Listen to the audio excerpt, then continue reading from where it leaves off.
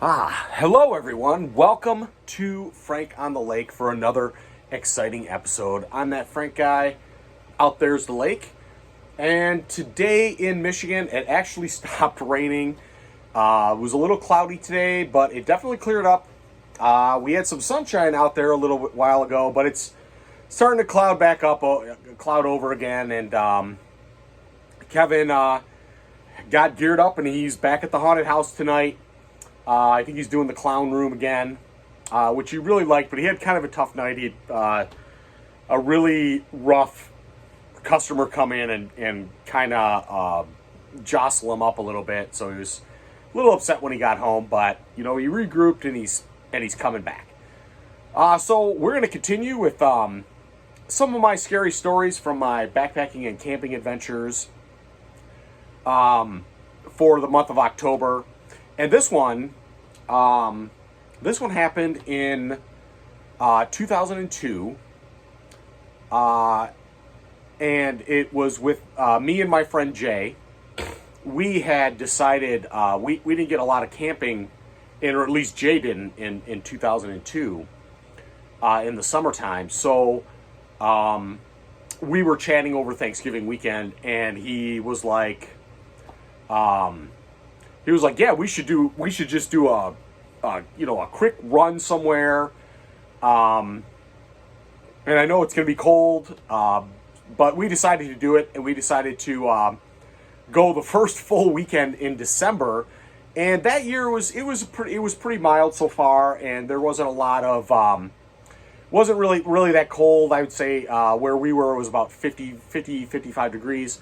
So we decided to go up to a place called Sleeping Bear Dunes National Lakeshore, which is located on the northwestern side of the state along the shores of Lake Michigan.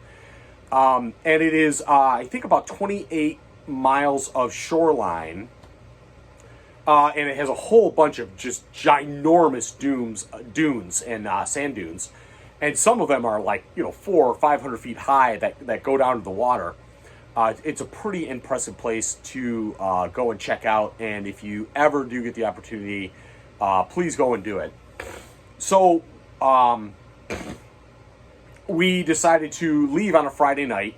And we didn't have a lot of time. So we're like, well, it's about a 4-hour drive from where we were. So rather than leave Saturday morning and then drive there 4 hours and then hike out to where we wanted to be and waste like the whole day because it was December, so the sun goes down at 5 or 5:30. We decided that we were going to leave right after work on Friday, and we're going to drive straight up and just hike at night back to there's a backcountry campground that we knew about. And we had done this hike 2 or 3 times in the past. So I called over to the ranger station, and I told them, I'm like, hey, we're going to come up there in a few days, and we're going to get there super late.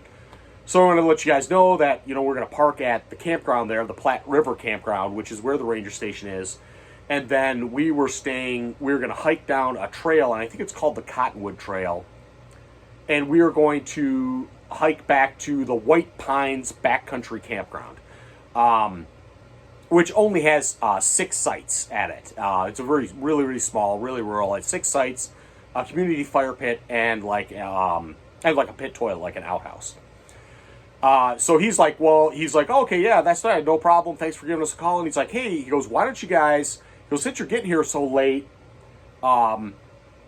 he's like, why don't you just park down something called Peterson Road, which is kind of like a forest access road, and it comes off the main road, and it's a dirt road that winds back, and it stops at Lake Michigan because the Cottonwood Trail runs along the shore of Lake Michigan, not necessarily on the beach. It's kind of like the beach and then a big dune or berm, and then it runs just kind of along the shore. I mean, you can still hear the water, but so he's like, well, if you park down there, he's like, you're getting here so late, if you park down there, that's going to cut your travel time in half. And I think from the Platte River campground to the White Pines campground is about 3.5 or 4 miles walk.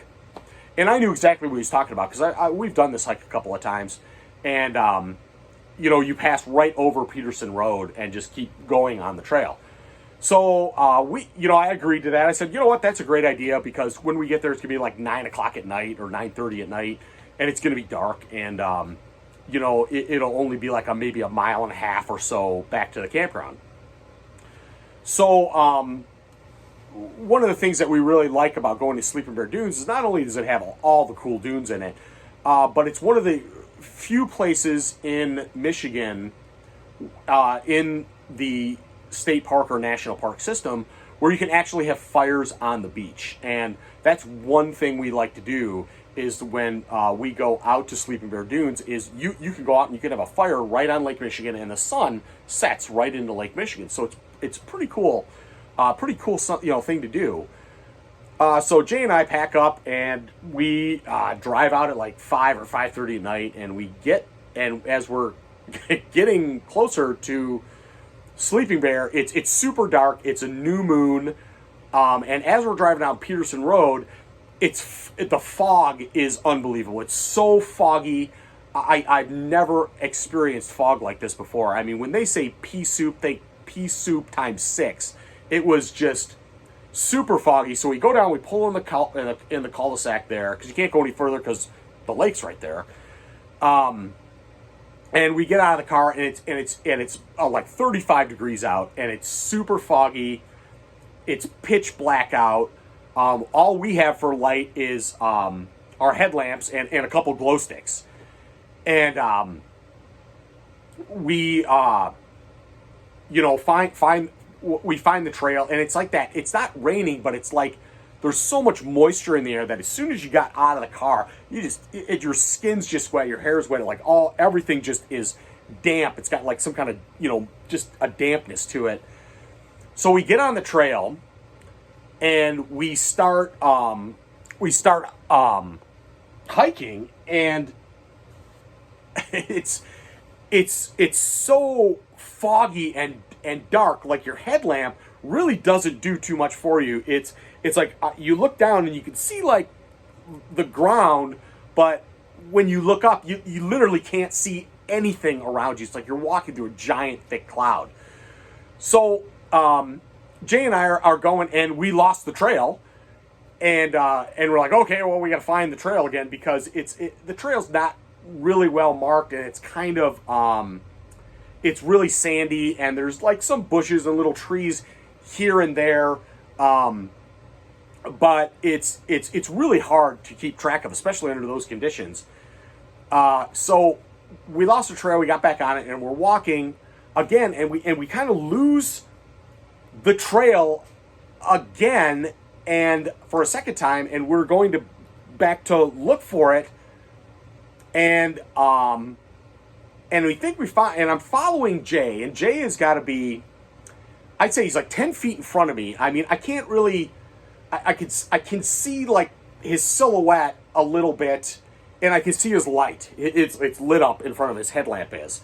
And so I'm following him, and for like, I don't know, maybe 10 minutes at least, and we're walking, and all of a sudden I hear something from my left, and I'm like somebody calling out, and I'm like, what was that? And I kind of stopped, and I'm like, Jay, did you hear that? And I turn back around where Jay was, and he's not there. Like Jay, he's gone. And I'm like, and I'm looking around, where the heck did he go? And then I hear Frank, and I'm like, Jay. He's like, hey, he goes, I'm over here, and I'm like, and so I walk over to him, and he was, I don't know, maybe 40 or 50 feet to my left. And I see his light, and I walk over to him, and he's like, man, where did you go? And I was about to ask you the same thing. And he's like, yeah, he goes, I was walking along, and he goes, and I turned to look up, and you were gone. And I'm like, dude, that's the same thing that happened. I go, well, I was following you, and I turned, I heard you call out, and I turned my head, and you were gone. And And we were like, holy cow, that was just super weird. We're in the fog. It's like 10 o'clock or getting close to 10:30 at night. And I'm like, wow, this is really weird. We're like really disoriented or something like that. I'm like, well, let's just get on the trail. Let's get back to the campground. But that was weird, and it only gets better.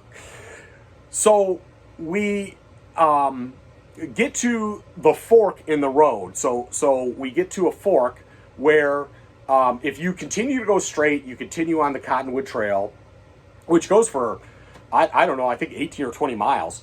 If you go left, you go out to the beach and out to the lake, and there's the lake. If you go right, you go to the campground, the White Pines campground. And there's a sign right there, has arrows this way, that way, this way. It tells you exactly where you're going. So we go and we get to the campground and we get our stuff set up, and it's still pitch black. It's super foggy. So Jay and I decide, well, we're going to try to get a fire going maybe, just to give us a little bit more inspiration. And we're looking around on the ground for wood, and it's like you can only see a spot like this big with your headlight on the ground. And we're walking around, and we must have walked around forever looking for wood. And we did get a small fire going, but everything was so damp and wet, and we kind of gave up, and we just called it a night and we went to bed. So the next day we got up, and the funny part about this is the next day we wake up and the sun's up, and we get out of the tent and there's wood everywhere, like to the point where you're almost tripping on it. And we spent forever with the headlamps looking around for wood to find. It was pretty comical. We got a big laugh out of it. So what happened the night before, we just kind of chalked it up as, well, wow, man, it was really foggy. Our senses were off. We really didn't know, maybe we got turned around. We don't really know. And we just kind of blew it off. So we went out about the day, and we did some pretty cool hikes, and we climbed some dunes and hung out and went to a couple of our familiar spots that we like to go to and whatnot.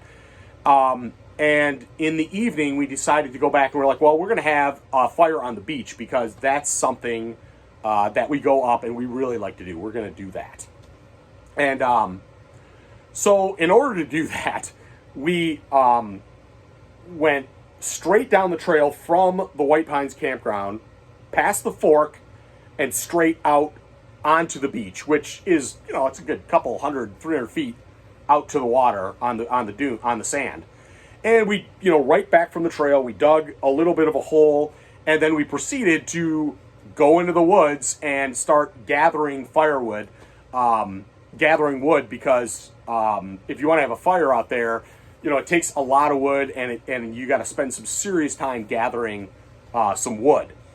And so we got a pretty good pile going, and we actually had managed to find a lot of really bigger, long pieces of wood that we dragged out from the woods, and we had a nice a pile bigger than, like a big pile of just sticks and twigs and logs on things. But one thing that a lot of people don't know is that in the state of Michigan, it is illegal for you to remove or burn driftwood.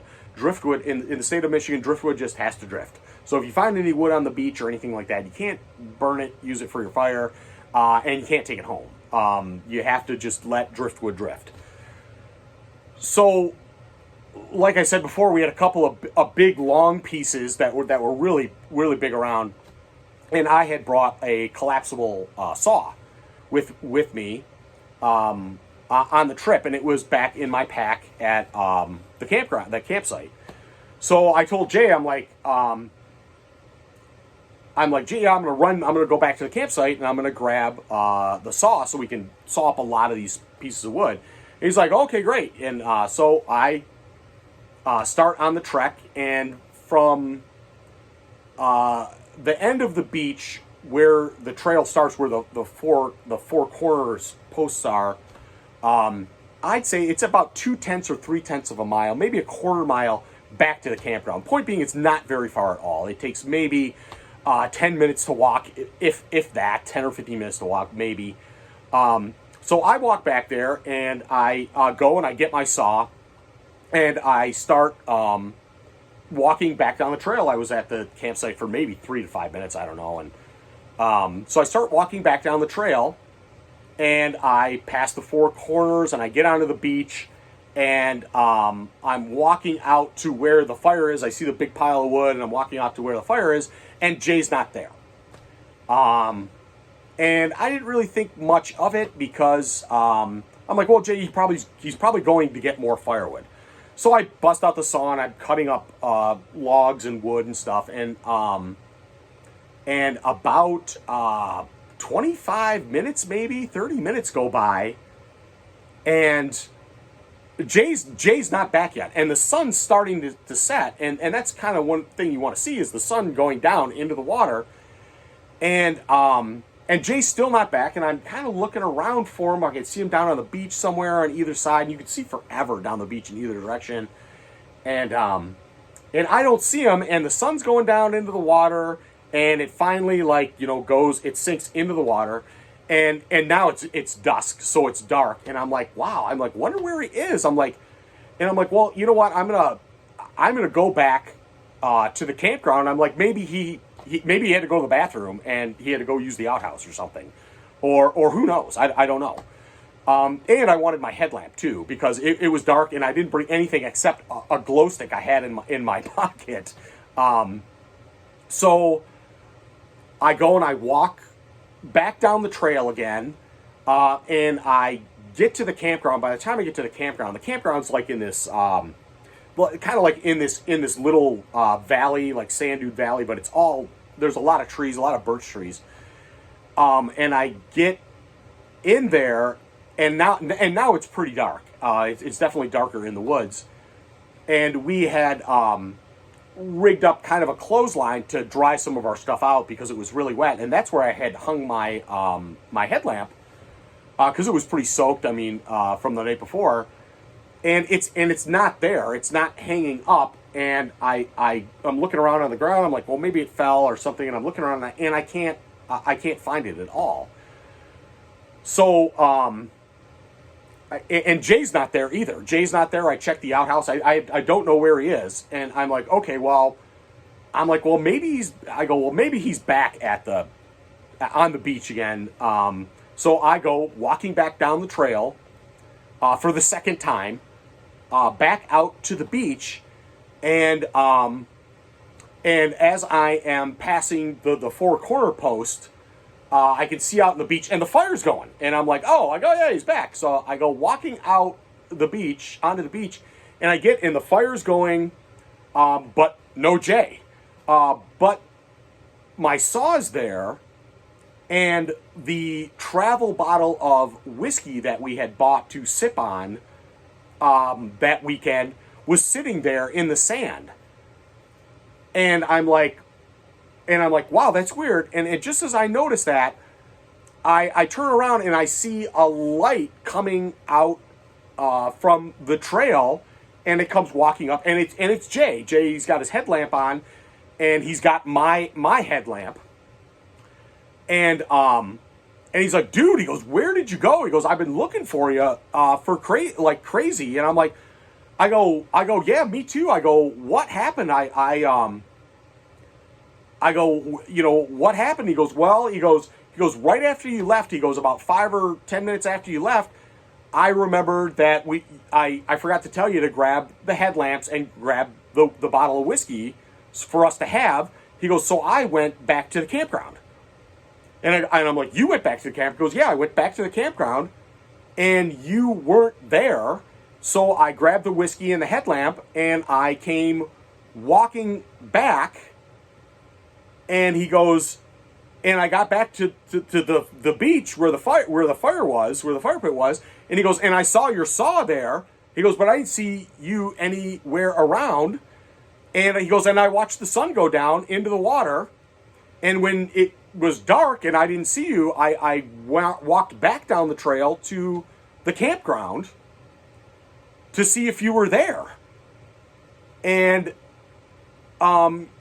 And I'm like, well, wait a minute. I go, that can't be right. I go, dude, I watched the sun go down into the water right here. And he's like, no. He goes, I was right here and I watched the sun go down. And I'm like, that's not possible. And I go, you went to the campground and back because there's only one trail going on there. We would have had to pass each other twice in order for that to happen. There's no way we would have missed each other. And there's no way that he was there with me watching the sun go down.